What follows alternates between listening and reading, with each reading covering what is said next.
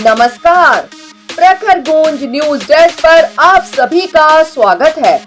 मैं शाहना परवीन। रुख करते हैं खबरों की ओर। केंद्र ने मंगलवार को कहा है कि कोरोना वायरस संक्रमण संबंधी स्थिति बद से बदतर हो रही है और यह खास तौर पर कुछ राज्यों के लिए बड़ी चिंता का विषय है। इसने कहा कि पूरा देश जोखिम में है और किसी को भी लापरवाही नहीं करनी चाहिए। स्वास्थ्य सचिव राजेश भूषण ने कहा है कि पंजाब ना तो पर्याप्त संख्या में जांच कर पा रहा है और ना ही कोरोना वायरस से संक्रमित लोगों को तत्काल आइसोलेशन में भेज पा रहा है। उन्होंने कहा कि 1 अप्रैल से 45 वर्ष से अधिक आयु के सभी लोग टीकाकरण के लिए पात्र होंगे। लोग कोविन ऐप के माध्यम से वैक्सीनेशन के लिए एडवांस बुकिंग कर सकते हैं। जो लोग कोविन ऐप पर रजिस्ट्रेशन नहीं कर सकते वह दोपहर 3 बजे के बाद अपने नजदीकी टीकाकरण केंद्र पर जाकर ऑन साइट पंजीकरण कर सकते हैं। भारत में बीते 24 घंटे के दौरान कोरोना के 56,211 नए मामले सामने आए हैं और 271 लोगों की मौत हुई है। देश के सर्वाधिक कोरोना संक्रमित 10 जिलों में से 8 महाराष्ट्र के हैं। इनमें पुणे, मुंबई, नागपुर, ठाणे, नासिक, औरंगाबाद, बेंगलुरु शहरी, नांदेड़, दिल्ली और अहमदनगर जिला शामिल है। पुणे 59,475, मुंबई 46,248, नागपुर 45,322, ठाणे 35,264, नासिक 26,553, औरंगाबाद 21,282, बेंगलुरु नगरीय 16,259, नांदेड़ 15,171, दिल्ली 8,032 और अहमदनगर 7,952 शामिल हैं। केंद्रीय स्वास्थ्य सचिव राजेश भूषण ने मंगलवार को कोरोना स्थिति पर आयोजित प्रेस वार्ता में कहा कि राज्यों को टेस्टिंग और वैक्सीनेशन बढ़ाने के निर्देश दिए गए हैं।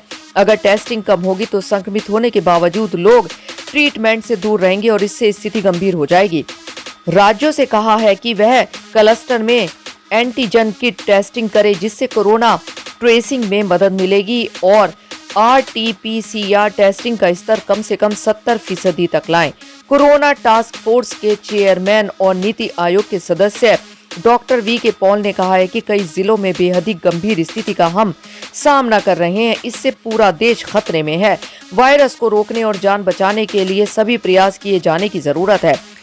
राजेश भूषण ने कहा कि महाराष्ट्र में कोरोना संक्रमण के 3,37,928 सक्रिय मामले हैं। फरवरी के दूसरे सप्ताह में औसतन एक दिन में 3,000 नए केस आए हैं।